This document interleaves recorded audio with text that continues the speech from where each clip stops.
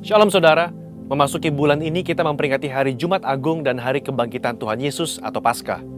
Salah satu perdebatan yang terjadi beribu-ribu tahun sejak gereja berdiri adalah apakah kematian dan kebangkitan Yesus itu benar-benar terjadi atau hanya isapan jempol belaka. Di dalam Voice of Pentecost kali ini, kita akan membahas mengenai fakta kebangkitan Kristus. Pertama, kita perlu bertanya dahulu, apakah Yesus benar-benar mati secara historis di atas kayu salib? Karena ada juga teori yang beredar di luar sana bahwa Yesus tidak benar-benar mati. Faktanya adalah Yesus secara historis terbukti benar mati di atas kayu salib menurut hukuman Romawi saat itu. Kita memiliki bukti-bukti kuat dari kitab Perjanjian Baru dan kitab sejarah di luar Alkitab yang mencatat ada seseorang bernama Yesus yang betul-betul mati di atas kayu salib. Kedua, bahkan seorang pakar sejarah Perjanjian Baru yang juga seorang ateis dan kritikus utama terhadap kebangkitan Yesus, yaitu Dr. Gerd Ludemann, berkata, secara historis tidak dapat disangkal bahwa Yesus betul-betul mati. Nah, yang seringkali menjadi pertanyaan orang adalah, apakah betul Yesus itu bangkit dari kematian? Bagaimana saya bisa menjelaskan hal ini kepada orang yang ragu? Hari ini, kita akan melihat setidaknya 4 fakta sejarah yang membuktikan kebangkitan Kristus. Pertama, fakta bahwa kubur Yesus itu kosong. Ini adalah salah satu bukti terpenting mengenai kebangkitan Yesus. Karena bahkan orang-orang yang tidak setuju dengan pengajaran Yesus, yaitu para imam kepala dan orang Farisi, mengakui bahwa kubur itu kosong. Ketika para murid mulai berbicara mengenai Tuhan Yesus yang bangkit dari kematian, mereka sampai harus membuat berita bohong bahwa murid-muridnya datang dan mencuri mayat Yesus. Poinnya adalah, imam-imam kepala saat itu juga sadar bahwa kubur Yesus kosong, tetapi mereka tidak mau mengakui kebangkitan Tuhan Yesus. Mereka membuat berita bohong yang tersebar sampai hari ini. Imam kepala dan orang Farisi tidak bisa menjelaskan bagaimana kubur itu kosong. Kedua, fakta bahwa prajurit Romawi turut menyaksikan kebangkitan Yesus. Kubur Yesus dijaga oleh para prajurit Romawi yang diminta sendiri oleh para imam kepala dan orang Farisi kepada Pilatus. Bagaimana mungkin penjaga-penjaga yang memeterai kubur itu dan menjaganya tidak sadar kalau ada murid yang berusaha mencuri dan membuka batu kuburan itu? Alkitab malah mencatat ketika Yesus bangkit, penjaga-penjaga itu gentar ketakutan dan menjadi seperti orang-orang mati. Kalau prajurit Romawi lalai melaksanakan tugas, seharusnya mereka dihukum mati, bukan? Tetapi faktanya adalah mereka diberikan sejumlah besar uang untuk tutup mulut perihal mujizat kebangkitan Yesus. Ketiga, fakta pertobatan Yakobus saudara Yesus dan juga Saulus. Yakobus yang adalah saudara kandung dari Yesus juga awalnya tidak percaya bahwa Yesus betul-betul anak Allah. Malahan jika kita baca dari Markus 3 ayat 21 dan Yohanes 7 ayat 1-10, jelas tertulis bahwa saudara-saudaranya sendiri pun tidak percaya kepadanya. Tetapi apa yang terjadi dalam kitab Kisah Para Rasul? Kita menemukan Yakobus saudara Yesus menjadi kepala gereja di Yerusalem. Sekarang, menurut saudara, apa yang bisa mengubah hati Yakobus dari yang tidak percaya kepada pelayanan Yesus berubah menjadi kepala gereja dan bahkan mati martir setelah kematian saudaranya sendiri? Jelas kebangkitan Kristus yang mengubah hati Yakobus. Perubahan hati dari Yakobus yang bahkan mati menjadi martir sekitar tahun 60 membuktikan berita tentang kebangkitan Yesus adalah nyata. Bagaimana dengan Saulus? Seorang Farisi yang sangat dihormati dan telah memimpin kegerakan awal di dalam mencari dan membunuh orang-orang Kristen pada zaman itu. Dia bertobat dan tidak main-main. Kehidupannya berubah 180 derajat dari pembunuh menjadi pengabar Injil. Paulus mengalami perjumpaan pribadi dengan Yesus yang telah bangkit itu dan menjadi salah satu rasul yang menulis banyak kitab di Perjanjian Baru dan rasul yang setia mengabarkan Injil sampai akhir hayatnya.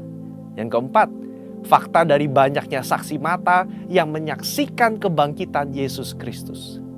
Kalau hanya 1 atau 2 orang yang menyaksikan kebangkitan Yesus dan hanya 1 atau 2 naskah kuno yang menulis mengenai kebangkitan Yesus, mungkin patut dipertanyakan.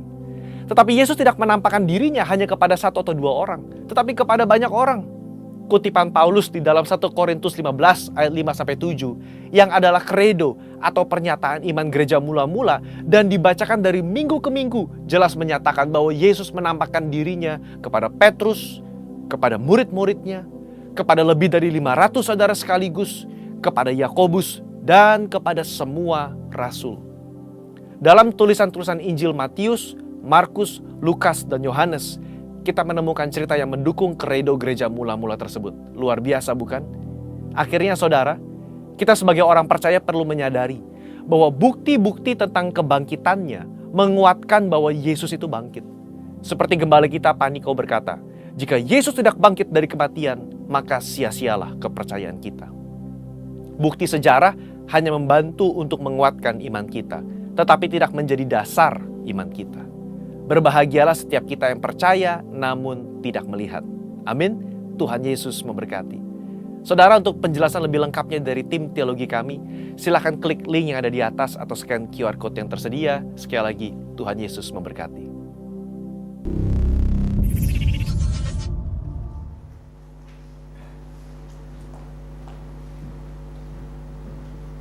Shalom semuanya. Shalom. Selamat pagi. Selamat pagi. Saya mengundang kita semua untuk bangkit berdiri bersama-sama.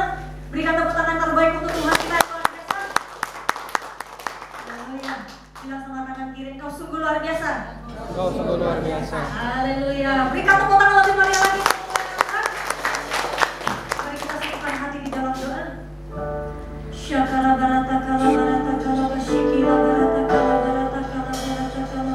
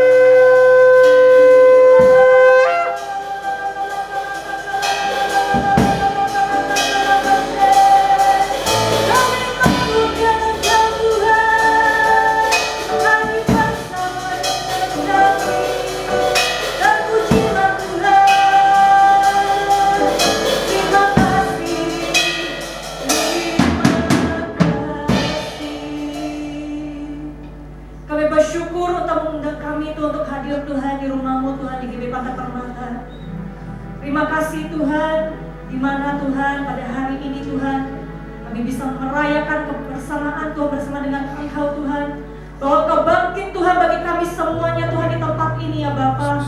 Engkau sungguh baik, Engkau sungguh luar biasa, Engkau sungguh dahsyat ya Abah. Kami percaya Tuhan di tempat ini ada kemenangan Tuhan yang Kau berikan Tuhan bagi setiap kami Tuhan. Yang sakit Tuhan akan sembuhkan Tuhan oleh udara Yesus, yang berbeban berat Tuhan akan lepaskan, Tuhan akan bebaskan, Tuhan akan memberikan jalan keluar.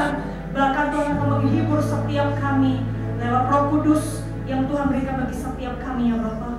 Kami bersyukur Tuhan, Engkau menyatukan kami Tuhan di tempat ini ya Bapa, sehingga kami bisa memuliakan Engkau Tuhan, mengagungkan Engkau Tuhan. Dan kami percaya Tuhan, di tempat ini Tuhan, setiap anak-anak-Mu Tuhan akan mengalami Tuhan promosi-promosi yang baru Tuhan. Engkau bentuk Tuhan, Engkau lawat Tuhan setiap kami Tuhan. Kami percaya Engkau tidak pernah Tuhan meninggalkan setiap kami Tuhan. Berikan kami hati yang setia Tuhan. Berikan kami takut dan gentar akan Engkau Tuhan. Dan kami percaya Tuhan setiap kami Tuhan akan memiliki hati yang setia sampai Tuhan datang kali kedua di dalam nama Tuhan Yesus Kristus. Bapa, bila ibadah kami dari awal pertengahan sampai akhir Engkau hadir Tuhan di tempat ini ya Bapa. Berikan Tuhan kemenangan Tuhan bagi setiap kami Tuhan, urapan yang baru Tuhan, sukacita yang baru Tuhan bagi setiap kami ya Bapa. Berikan mula-mula yang baru Tuhan bagi setiap kami Tuhan. Terima kasih Tuhan. Dan kami serahkan Tuhan ibadah kami Tuhan ke dalam tangan kasih-Mu, karena kami percaya ibadah hari ini bukan ibadah yang biasa, tapi ibadah yang luar biasa di dalam nama Tuhan Yesus Kristus. Terima kasih Abah, hanya di dalam nama Tuhan Yesus Kristus kami mengucap syukur dan berdoa. Kita sama-sama katakan amin. Berikan tepuk tangan terbaik untuk Tuhan kita. Mari kita sama-sama memperkatakan Mazmur 91.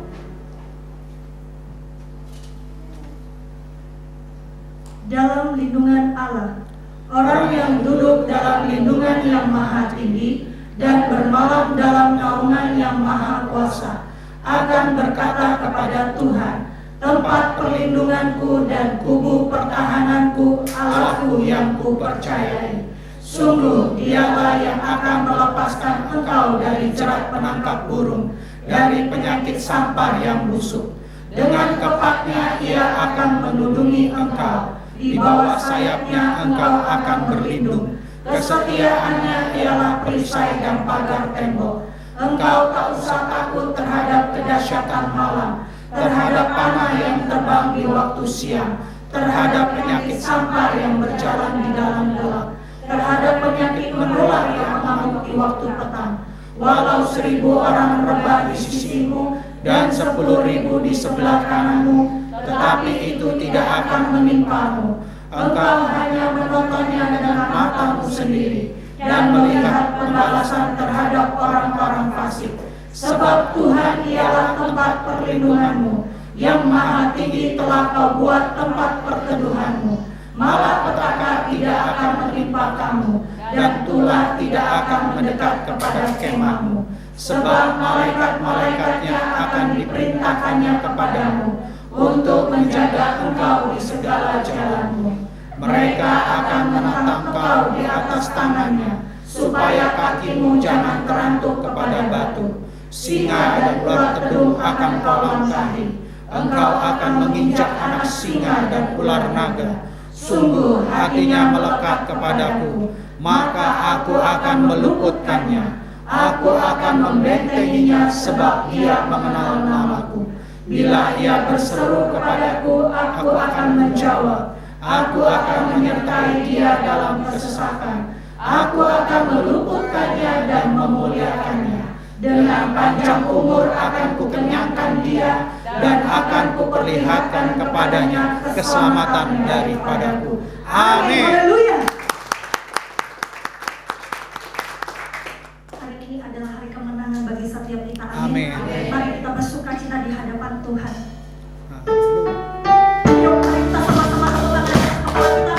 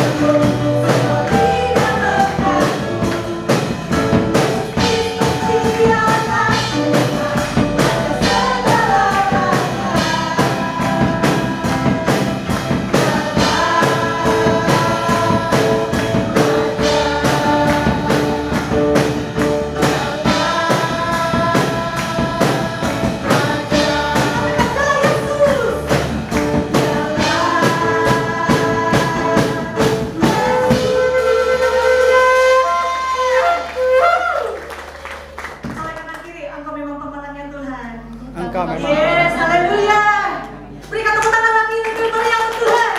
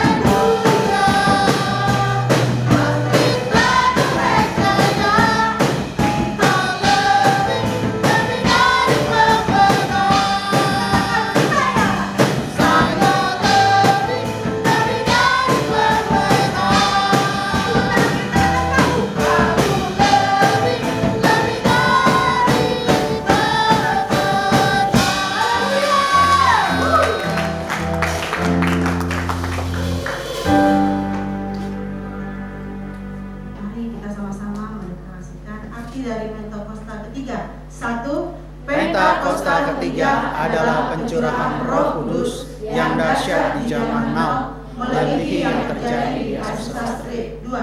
Pentakosta ketiga akan mengakibatkan penuaian jiwa yang terbesar dan terakhir sebelum Tuhan Yesus datang kembali. 3. Pentakosta ketiga akan membangkitkan generasi Yeremia, yaitu anak-anak muda yang dipenuhi Roh Kudus, cinta mati-matian kepada Tuhan Yesus, tidak kompromi terhadap dosa, dan akan bergerak untuk memenangkan jiwa. 4. Pentakosta ketiga lahir di Indonesia dan bergerak ke bangsa-bangsa. Gerakan ini dari timur ke barat dan akan kembali ke Yerusalem. 5. Pentakosta ketiga akan memberikan kuasa untuk menyelesaikan amanat agung, dan setelah itu Tuhan Yesus datang kembali. Amin. Haleluya. Silakan duduk di dalam hadirat Tuhan. Ini waktunya kita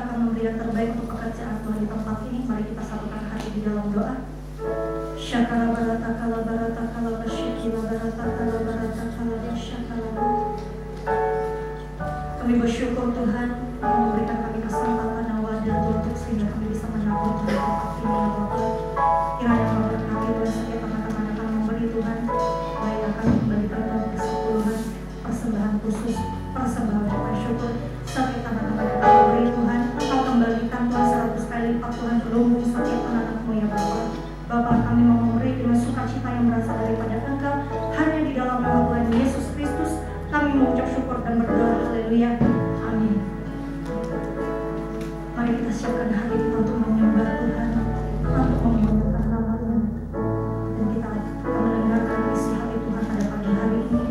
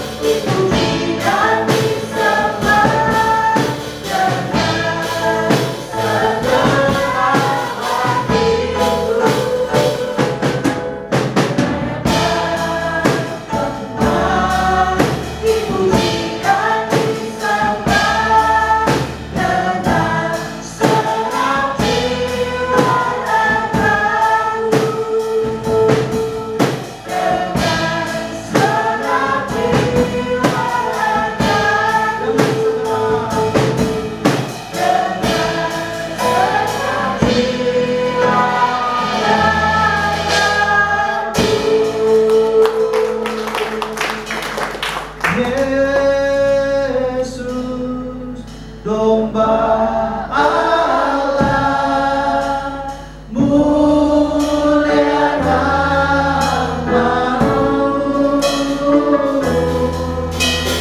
Yesus, domba Allah, mulia nama.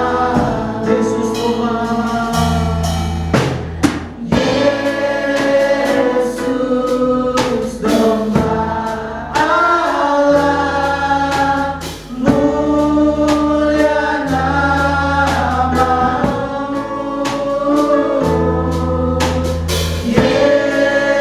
Yesus domba Allah, mulia nama, mulia nama-Mu. Mulia nama, mulia nama-Mu. Mulia nama-Mu. Beri kemuliaan buat Tuhan. Oh, Kuria nama takara laba sikira laba syakara laba sikira. Dimanta kara laba sera laba rara takara mase. Yunana takara mahana takara laba yara laba yara laba yara laba yara laba yara laba yara laba yara laba. Diya laba sikira laba syakira. Haleluya. Haleluya.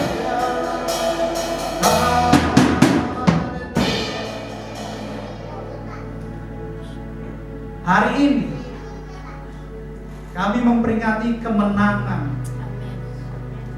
dari iman percaya kami, yaitu kuasa kebangkitan Tuhan, bahwa Tuhan Yesus hidup. Saya percaya Tuhan, Tuhan Yesus sudah bersama-sama kami di pagi ini. Tuhan Yesus akan berkati kami melalui firman kebenaran. Tuhan Yesus akan memperbaharui kami semua dengan urapan Roh Kudus. Urapi hamba-Mu, urapi kami semua. Berikan kami pengertian yang baru tentang kuasa kebangkitan. Kami percaya tahun ini bagian kami adalah bangkit dan jadi terang. Amin. Sebab itu urapi kami Tuhan. Kami siap diam dalam hadirat-Mu untuk mendengarkan isi hati. Segala hormat, pujian, kuasa, kemuliaan yang masih hanya bagi-Mu. Dalam nama Tuhan Yesus Kristus, yang mengucap syukur dan berdoa. Yang siap mendengarkan firman Tuhan sama-sama katakan amin. Bapak Ibu saudara-saudara sekalian, shalom. Haleluya, puji Tuhan. Oke, hari ini saya cukup bersemangat membawakan firman Tuhan yang baru. Saya lihat bahwa ada hal-hal yang baru yang Tuhan memberikan buat kita. Semakin kita diperbarui, semakin kita didewasakan, semakin kita bertumbuh, saya percaya hidup kita juga akan berubah. Amin. Jadi ini yang kita harus yakini dan kita jalani sebagai pengikut Kristus. Jangan sampai jadi Kristen lama tapi tidak bertumbuh bahkan berbuah. Oke. Saya mau katakan dari awal begini. Manusia diciptakan sebagai makhluk sosial. Manusia tidak bisa hidup dalam keadaan seorang diri. Jadi dari lahir manusia itu nggak bisa lahir sendiri. Ada di sini yang ketika keluar dari perut mamanya, lalu dia dorong keluar, dia keluar sendiri. Lalu dia bilang sama tim medis, saya minta gunting, saya mau potong kepala besar saya. Semua ada yang baru. Jadi ketika kita datang, kita hadir di dunia ini, kita menghormati. Bahkan dalam kehidupan ada kelahiran dan kematian. Saat kita mati, kita nggak kayak di film-film gitu ya. Zaman dulu ditempelin hook, terus tank loncat, gitu ya. Tank loncat, enggak. Tapi kita dipotong sama orang. Kita doakan, lalu yang hidup dikuatkan. Kita tetap perlu orang lain. Lahir kita butuh orang lain, pulang ke rumah bapak kita butuh orang lain. Ini Oleh sebab itu dalam hidup, dalam nafas yang masih Tuhan berikan, kita harus cari teman-teman yang baik, orang-orang yang baik di sekitar kita, komunitas yang baik, komunitas yang benar. Banyak orang hanya ingin memanfaatkan kita, tetapi belum tentu dia mau tolong kita. Nah, ini semua berbicara bahwa ketika kita jadi makhluk sosial, kita butuh yang namanya hubungan. Hubungan ini penting. Bilang kayak gimana? Hubungan itu penting. Hubungan itu penting. Nah, hubungan ini kalau sehat akan mengalami pertumbuhan dan bahkan lebih lagi berbuah. Tapi kalau hubungannya nggak sehat, saya rasa bukan bertumbuh, mungkin kering, akhirnya mati. Jadi hubungan yang sehat itu adalah hubungan yang dimana susah senang selalu bersama. Bukan ketika susahnya baru hadir, senangnya hilang. Dulu saya pernah tegur. Jadi satu saat itu saya ditegur sama mas saya. Jadi saya itu kalau misalnya ada masalah, dulu ya, kalau ada masalah, saya baru datang ke rumah mama. Karena nggak ada orang lain yang saya bisa ajak tukar pikiran kecuali mama. Papa saya sudah meninggal. Jadi kalau misalnya ada masalah, saya cari mama, saya tukar pikiran. Biasanya masalah-masalah yang sifatnya keluarga, karena mama kan sudah berkeluarga. Nggak mungkin saya tukar pikiran sama orang yang belum berkeluarga. Jadi saya cari mama. Saya tanya mama, saya tukar pikiran sama mama. Lalu mama ngomong apa? Saya masih ingat sampai hari ini. Win, kamu kalau susahnya baru datang ke mama. Kalau senang mama nggak pernah lihat kamu. Wah, itu saya kena hajar gitu. Waktu itu ngomong gitu. Karena memang kadang-kadang anak laki itu jarang dekat sama orang tua ya. Kalau saya di keluarga saya itu anak laki jarang dekat sama orang tua. Kalau anak perempuan sering manja sama orang tua. Tapi puji Tuhan di sini anak lakinya pada dekat sama orang tua gitu. Saya sudah dipulihkan, setelah dipulihkan saya dekat sama orang tua. Dulu kan saya belum dipulihkan. Jadi kalau susah, saya baru cari orang tua. Kokoh juga gitu, kalau susah baru cari orang tua. Jadi saya ngalamin pembelajaran ini, proses. Dan akhirnya ketika saya mulai sukses, saya bawa mama. Saya bilang, mama mau makan apa? Mama mau jalan kemana? Saya kirim. Jadi itu pemulihan, proses pemulihan yang Tuhan izinkan. Tapi yang jelas dengan hubungan yang sehat, di mana saling mengisi, saling memberkati, saling mendoakan. Jadi saling, tidak satu sisi, saling. Tahu ya kata-kata saling ya? Kalau saya salaman, dibalas dengan salaman. Saling. Ketika ada rasa saling mengisi, saling mendoakan, saling memberkati, saling menguatkan, maka hubungan itu jadi sehat. Saya sering doakan mama sering doakan saya. Jadi ini semua jadi sehat. Dan ketika sehat, bukan hanya pemulihan yang terjadi, tapi ada pertumbuhan. Ini berbicara tentang hubungan. Di dunia nyata juga terkenal dengan istilah hubungan ini. Kalau di marketplace namanya partnership. Kalau di dunia di luar kerja namanya relationship. Ya. Jadi ada partnership, ada relationship. Dan semua ini hubungan. Partnership yang baik akan menjadi sebuah relationship. Tadinya cuma hubungan kerja, tapi karena relationshipnya baik, itu bisa jadi sahabat. Seorang yang punya teman berbeda dengan seorang yang punya sahabat. Seorang yang punya sahabat berbeda dengan seorang yang punya keluarga. Seorang yang punya keluarga berbeda dengan orang yang punya keluarga dan punya anak. Ini semua ada perbedaan. Ada satu level, ada satu pertumbuhan dalam hubungan. Jadi hubungan ini penting. Sangat amat penting. Hubungan itu bukan saling memanfaatkan. Hubungan itu bukan saling merugikan. Hubungan itu saling mengisi, saling memberkati. Sehingga apa yang terjadi? Sama-sama bertumbuh. Karena melalui hubungan ini kita akan berubah arah hidupnya. Orang yang hanya berteman dengan orang yang punya sahabat beda. Beda lagi dengan orang yang sendirian. Arah hidupnya beda.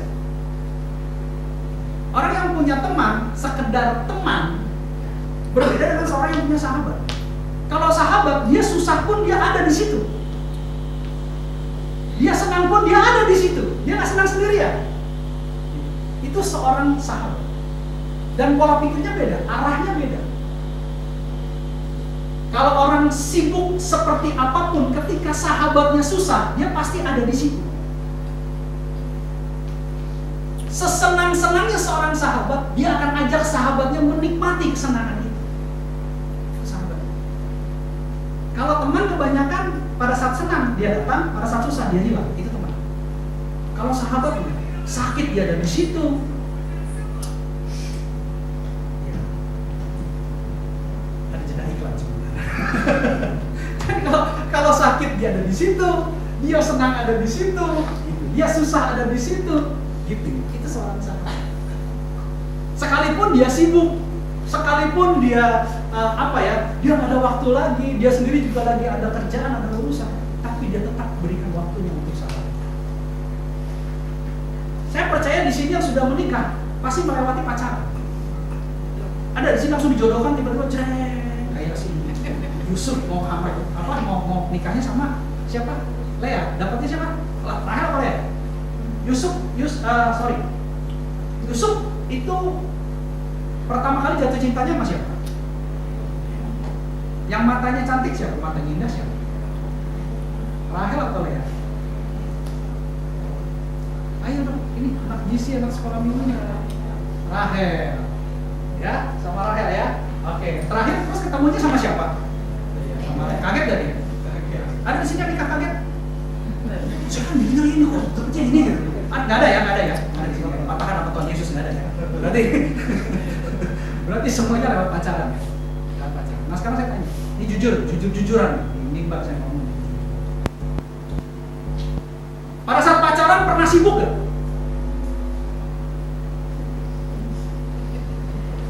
Enggak, pacaran yang serius ya, bukan pacaran cinta monyet, bukan. Pacaran yang benar-benar pacaran untuk pernikahan. Hah? Udah kerja belum waktu pacaran? Udah. Pernah nggak ngalamin sibuk lembur? Pernah. Tapi kalau misalnya pas sibuk lembur dikasih kerjaan ekstra sama bos itu malam minggu, tetap ngunjungin pacarnya nggak? Hah? DM aja, video call. Soalnya nih Beb, lagi sibuk Beb.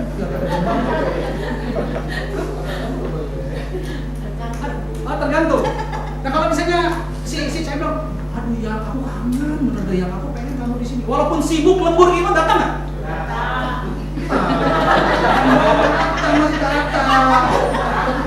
Datang. Apalagi dia bilang ini ada puding Beb, udah dibeliin nih, ayo dong datang sini. Datang. Dan yang lebih lucunya lagi, di kantor capek, di kantor penat, di kantor stres, begitu ketemu yayangnya hilang semua. Padahal rencananya mau tidur lebih awal, tapi begitu ketemu yayang Beb, pulangnya jam 2 pagi.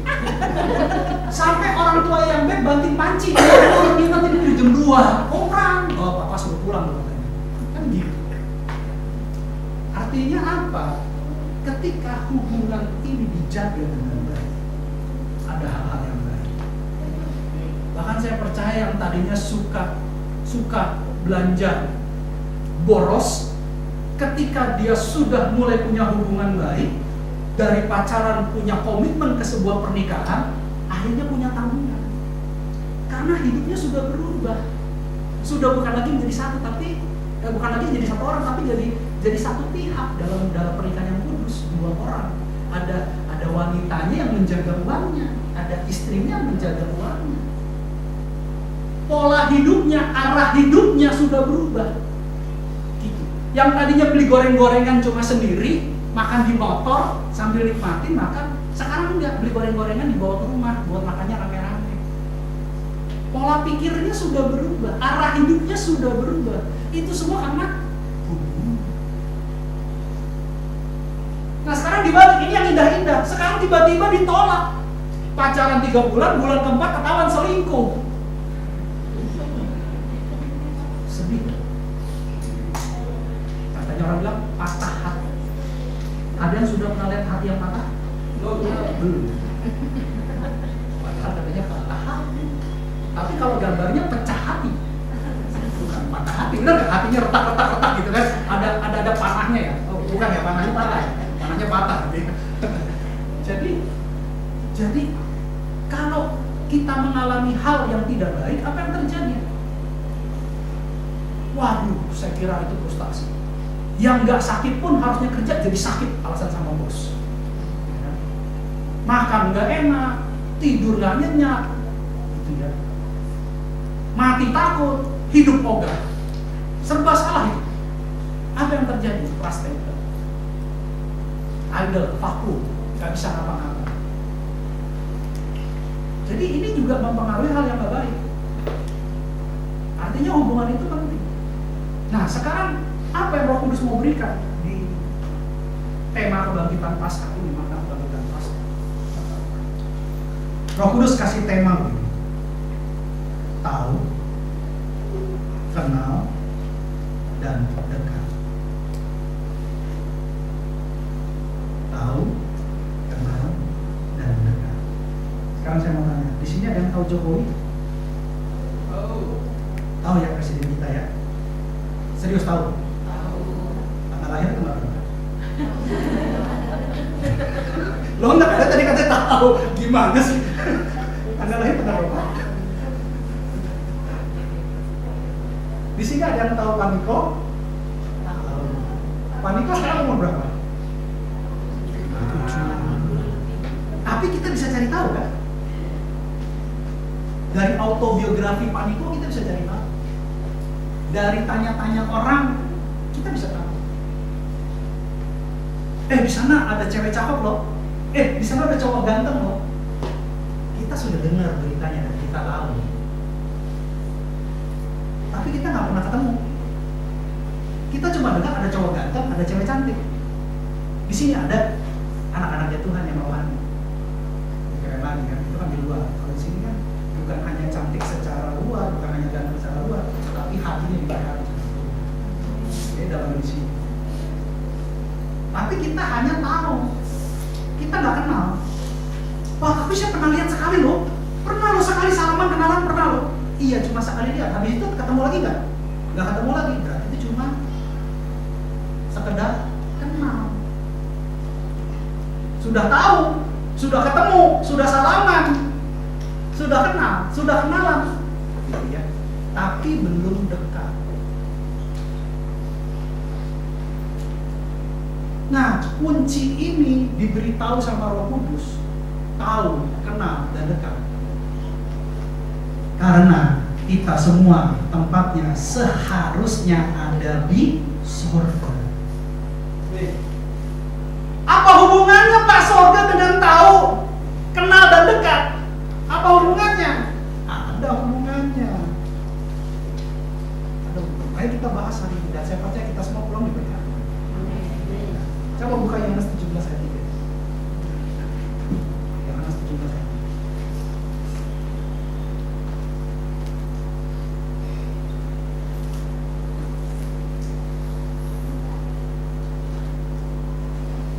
Ayo kita baca sama-sama. 3, 2, 1. Inilah hidup yang kekal itu, yaitu bahwa mereka mengenal Engkau, satu-satunya Allah yang benar, dan mengenal Yesus Kristus yang telah Engkau utus. Banyak orang Kristen tahu Yesus, banyak orang non-Kristen tahu Yesus. Benar ya? Kalau kita tanya saudara kita yang mungkin bukan Kristen, dia juga tahu Yesus. Saya kalau ikut KKR Paniko tuh banyak yang non-Kristen yang dipegang sakit. Mereka tahu Yesus. Tapi yang kenal Yesus itu mungkin nggak begitu banyak yang kenal Yesus. Dan mungkin lebih banyak Kristen. Tidak begitu banyak dari populasi dunia, tapi lebih banyak Kristen yang kenal Yesus. Tapi pertanyaannya, banyak yang kenal Yesus tidak dekat dengan Yesus. Dia tahu, naik level kenal,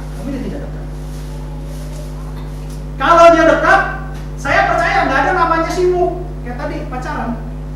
Nggak ada. Kita di dekat. Dia intim.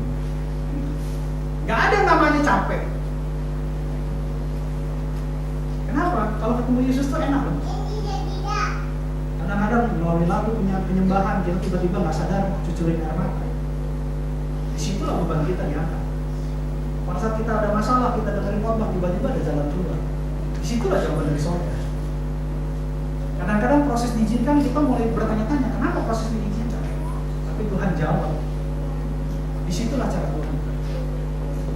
Jadi kalau orang yang dekat dengan Tuhan, yang mengalami Kristus, bukan hanya sekedar tahu, kenal, tapi dekat dengan Tuhan, dia akan mengerti destiny dia ada di sorga. Karena hidup yang kekal itu adalah mengenal Allah dan mengenal Yesus. Karena Yesus dan Allah itu adalah satu. Kalau kita kenal Yesus, kita tahu Bapa kita. Tapi banyak yang tidak mengenal. Bahkan lebih lagi tidak dekat. Hanya tahu sebatas tahu. Kalau Jumat Agung berbicara tentang karya Yesus di kayu salib, ada penumpahan darah, pertukaran nyawa. Untuk apa? Penebusan dosa.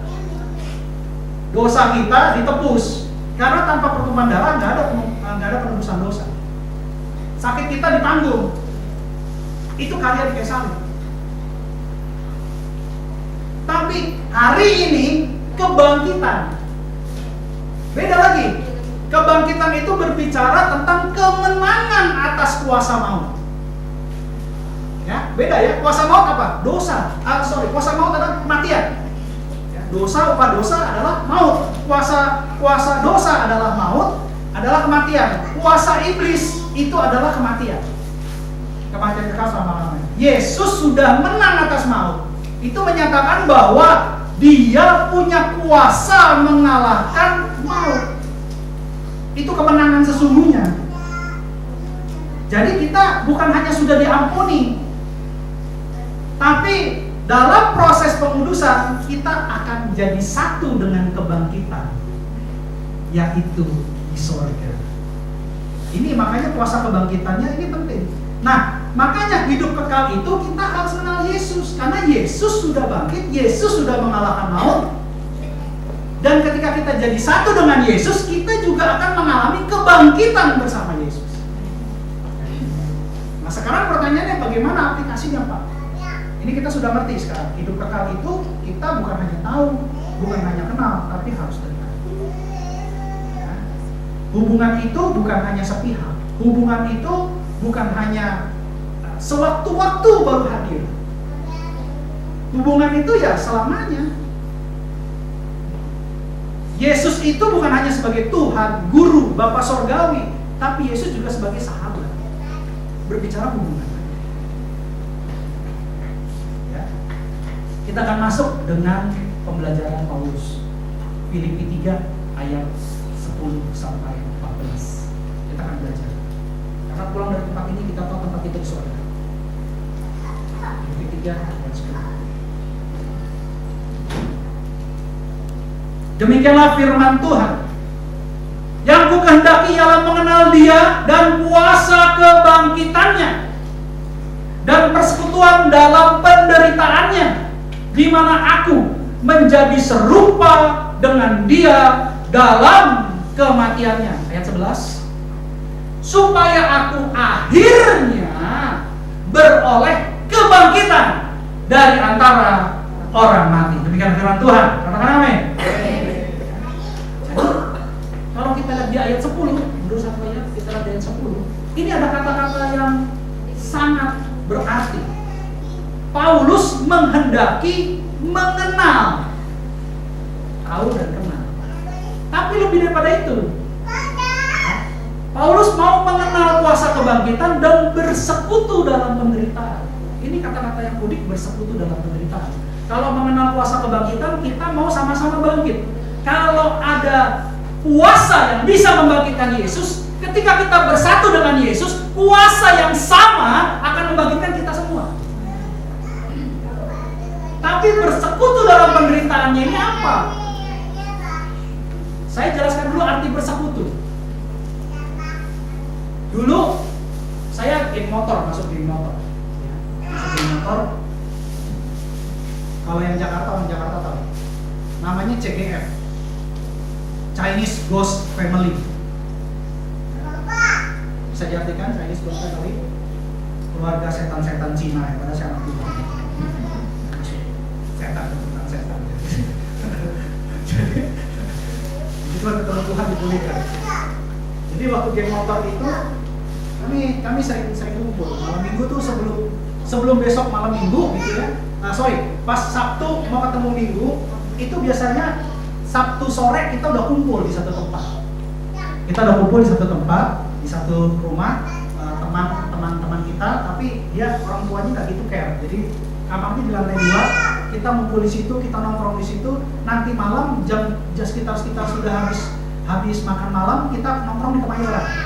Nongkrong di Kemayoran sama di Highlight Ancol. Ya, itu biasanya tempatnya 2 aja. Biasanya ke Highlight dulu, Ancol, dari Highlight nanti agak malam lagi baru ke Kemayoran. Lihat orang balapan. Kadang kita turun balapan. Itu dulu. Nah, dalam kebersamaan yang terus menerus, kita jadi kayak bersekutu. Ini istilahnya bersekutu, kutu kecil, bersekutu. Maksudnya apa bersekutu? Gini, kalau misalnya teman kita punya musuh nih, kita nggak kenal sama musuhnya, tapi teman kita bilang, aduh saya kesal sama itu, orang itu jahat ini. Secara tidak sadar, kita akan memusuhi orang itu bersama-sama. Itu namanya bersekutu. Padahal nggak kenal, kita nggak tahu masalah detailnya apa. Tapi karena bersekutu, karena satu geng, jadi musuh dia jadi musuh kita, teman dia jadi teman kita. Itu bersekutu. Padahal nggak tahu masalahnya. Tapi persekutuan tuh kayak begitu. Ya, bersekutu. Dalam konotasi negatif, saya ambil cerita waktu saya jadi geng motor gitu ya. Tapi bersekutu dalam Tuhan itu artinya beda. Apa yang Tuhan ajarkan tentang kebenaran itu akan kita adopsi. Apa yang tidak benar itu tidak akan kita lakukan. Bersekutu dalam penderitaan. Sekarang saya mau tanya, apa sih penderitaan Tuhan Yesus? Kan? Karena kita nggak akan bisa peroleh kebangkitan kalau kita nggak mati dulu. Nggak ada dong orang hidup bangkit. Ada nggak orang hidup bangkit? Nggak ada, karena dia sudah hidup, dia bisa bangkit. Tapi yang bangkit itu kan harus mati dulu, orang mati. Artinya kita harus mengalami proses kematian ini. Proses kematian yang tidak membuat kita terjebak dalam kematian, tapi hanya melewati proses kematian. Supaya kita peroleh kuasa kebangkitan, proses kebangkitan. Jadi orang yang mau bangkit bersama Yesus harus mengalami proses kematian dulu. Nah, untuk mati harus bersekutu dalam penderitaannya. Nah, sekarang pertanyaannya, bersekutu dalam penderitaan maksudnya apa? Kita buka Matius 26 ayat 39. Matius 26 ayat 39. Ini cerita Tuhan Yesus di Taman Getsemani, Bapak Ibu saudara-saudara sekalian. Ya. Dia katakan begini. Maka ia maju sedikit, lalu sujud dan berdoa katanya, ya Bapakku, jikalau sekiranya mungkin, biarlah cawan ini lalu daripadaku. Tetapi janganlah seperti yang ku kehendaki, melainkan seperti yang Engkau kehendaki. Coba lompat ayat 42. Lalu ia pergi untuk kedua kalinya dan berdoa katanya, ya Bapakku, jikalau cawan ini tidak mungkin lalu, kecuali apabila aku meminumnya, jadilah kehendak. Lompat lagi ke ayat 42.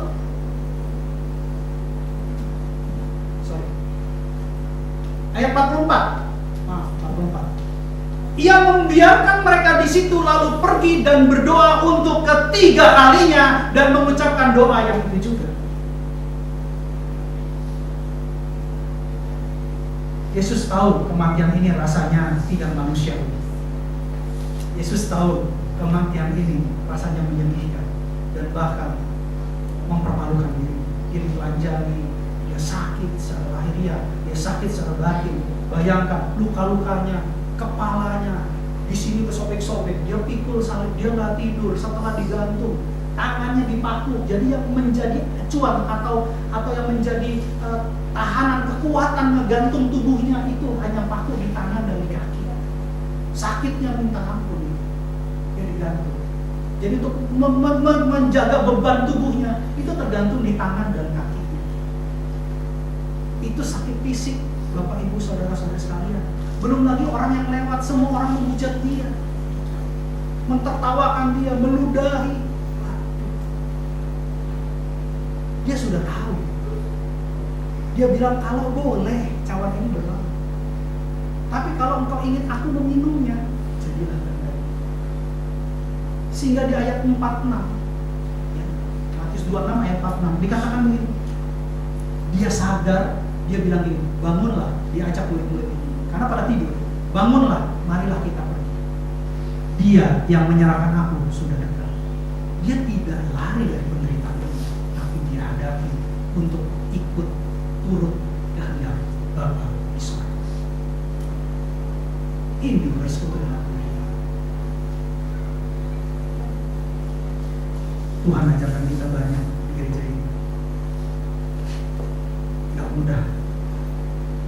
mudah ikuti firman Tuhan. Tapi kalau kita mau bersekutu dalam penderitaan, menjadi satu dalam kematian, percayalah kita semua akan memperoleh kebahagiaan. Ini penting. Gak gampang saat capek kita disuruh doa. Tiba-tiba lagi ngantuk-ngantuk, Tuhan ngomong, nah, saya mau ngomong sama kamu. Bangun di kasur, istilah. Nyanyi 1-2 pujian penyembah, ngobrol.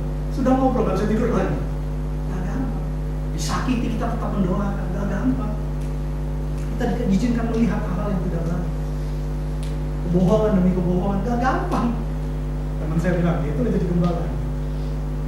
Gak gampang. Tapi saya lakukan untuk Tuhan. Dan saya percaya ketika kita menderita, bersekutu dalam penderitaan Tuhan Yesus, sampai akhirnya kita mati dalam kehendak kita, mati dalam kehendak kita. Ingat kata Paniko, berdoa menawar boleh, tapi bukan memaksakan kehendak. Kita berdoa sama Tuhan, tawar-tawaran boleh, tapi jangan paksakan kehendak. Yesus tidak pernah memaksakan kehendak. Dia tunduk kepada Tuhan, dia tunduk kepada Allah, sehingga dia rela mati.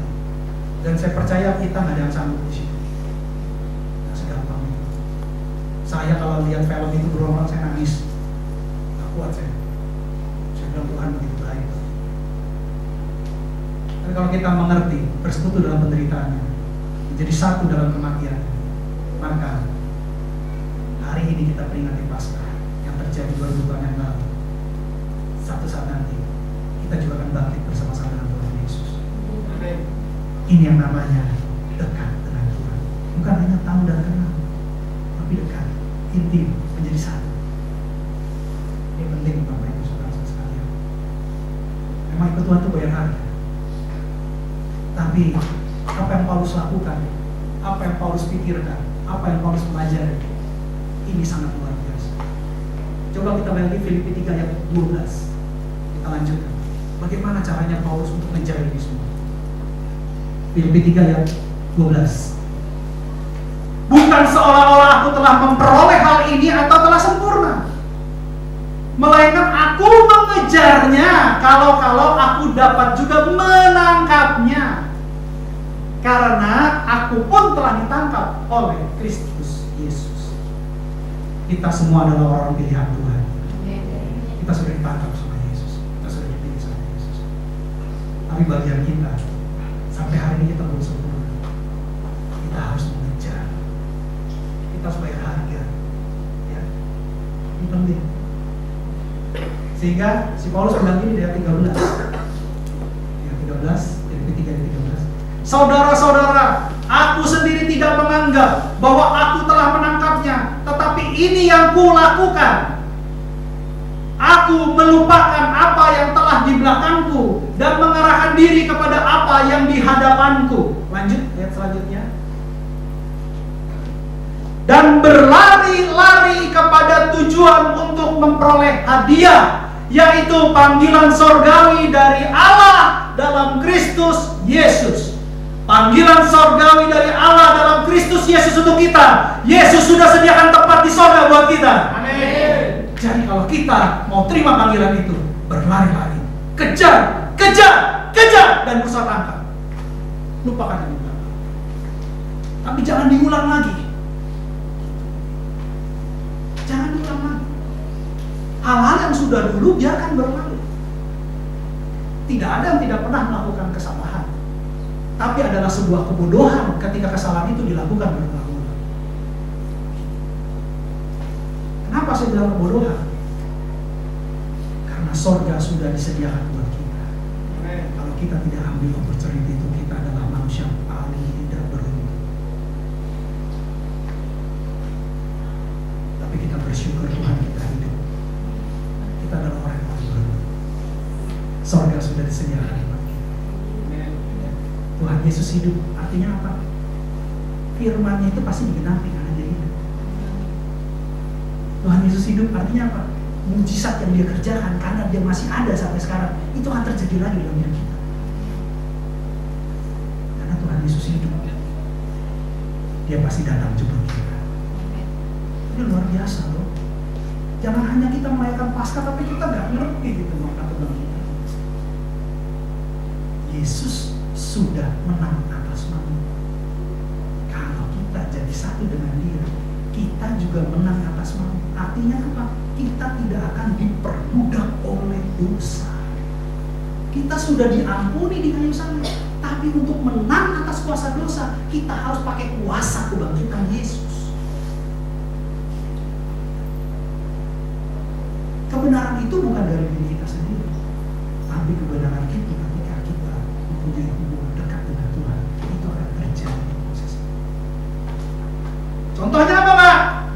Tadinya biasanya kumpul sama orang-orang rempong yang suka ngomongin negatif sehingga kita jadi berdosa, tiba-tiba Tuhan pindahkan. Sehingga apa yang terjadi?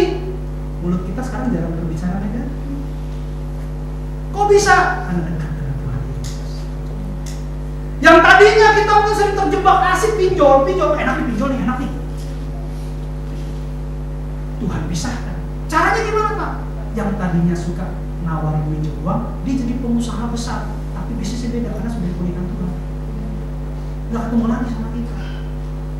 Dan yang lebih lagi, keuangan kita diberkati sama Tuhan, jadi nggak ada pinjol lagi. Ini cara-cara Tuhan. Jadi bukan kebenaran dari diri sendiri dengan kekuatan diri sendiri, tapi cara Tuhan yang membuat kita jadi benar di hadapan Allah. Amen. Ini cara-cara yang nggak masuk di akal memang. Nggak ngerti, saya juga nggak ngerti. Kok bisa, Pak? Bisa ketika kita dekat dengan Dia. Bukan hanya sekedar tahu, kita bisa baca autobiografi, kita bisa tahu. Bukan hanya sekedar kenal salaman, tapi lebih lagi dekat. Jadi saya percaya hari ini pulang dari tempat ini, kita semua bukan hanya mengerti, tapi menerima kuasa kebangkitan Tuhan Yesus. Amin. Gak ada lagi yang terpuruk, gak ada lagi yang terduduk. Motor boleh terduduk, tapi hidup kita bangkit. Istilah baru, saya suka dengan motor terduduk. Tapi kita bangkit. Dan bahkan lebih lagi, Tuhan bilang, anak-anak Tuhan tahun 2024, bangkit dan jadi teranglah. Amin. Ingat, hari Tuhan berkata, melalui firman, tahu, kenal, dan dekat. Sederhana, tapi punya makna Paskah yang akan diberkati. Amin. Amin. Siapa yang diberkati? Saya diberkati. Oke, saya undang Bapak Ibu untuk bagian itu. Yesus sudah bangkit. Yesus hidup. Kita punya Tuhan yang hidup. Kita punya pembela yang hidup. Ya. Dia setia. Dia tidak berubah. Dia maha. Dia kekal. Dia ada buat kita. Dia tidak pernah meninggalkan kita. Yang sering meninggalkan kitanya. Yesus sudah berkenan sama kita. Sekarang tinggal buat kita berkenan. Ingat, hubungan itu penting. Ketika kita melekat dengan Tuhan, percayalah, kita bukan hanya diubahkan, kita bertumbuh dan menghasilkan buah dan lebih banyak berbuah. Amin. Kita nyanyikan satu lagu.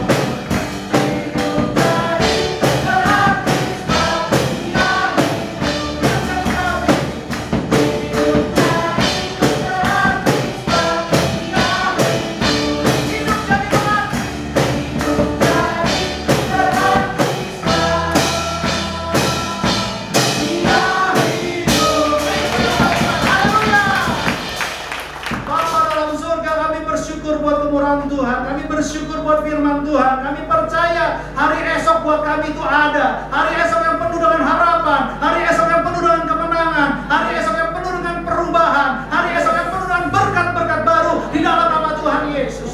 Ajarkan kami Tuhan untuk mengenal Engkau. Ajarkan kami Tuhan untuk bersekutu dengan penderitaan, mati dan menerima kuasa kebangkitan. Ajarkan kami Tuhan untuk menjaga hubungan dengan Engkau, sehingga kami bukan hanya tahu, kami bukan hanya kenal, tapi kami dekat dan intim dengan Engkau. Biarlah kami mengerti Tuhan bahwa tempat kami, panggilan surgawi kami adalah di sorga. Terima kasih Bapak yang baik. Terima kasih buat firman. Saya percaya firman ini akan bertumbuh di ruang tanah hati kami semua. Berakar kuat Tuhan, bertumbuh subur, berbuah yang banyak dan manis. Pakai kami Tuhan, pakai kami Tuhan, sehingga di tahun 2024 ini kami semua bangkit dan menjadi terang dalam nama Tuhan Yesus. Terima kasih Bapak yang baik buat firman. Terima kasih. Terima kasih. Mari kita siapkan hati kita untuk menerima berkat yang terbaik dari Tuhan. Kekasih-kekasih Kristus, pulanglah dan terimalah berkat kebangkitan Paskah, berkat kemenangan, berkat keberhasilan, berkat keberuntungan, berkat kelepasan, berkat kesehatan, berkat Abraham, Ishak dan Israel, dan kasih karunia berlimpah-limpah serta shalom dari Allah Bapa kita di surga dan Tuhan kita Yesus Kristus dan persekutuan yang manis bersama dengan Roh Kudus mulai saat ini sampai Tuhan Yesus menjemput kita semua di awan-awan yang permai. Setiap orang percaya menerima berkat Tuhan sama-sama katakan amin.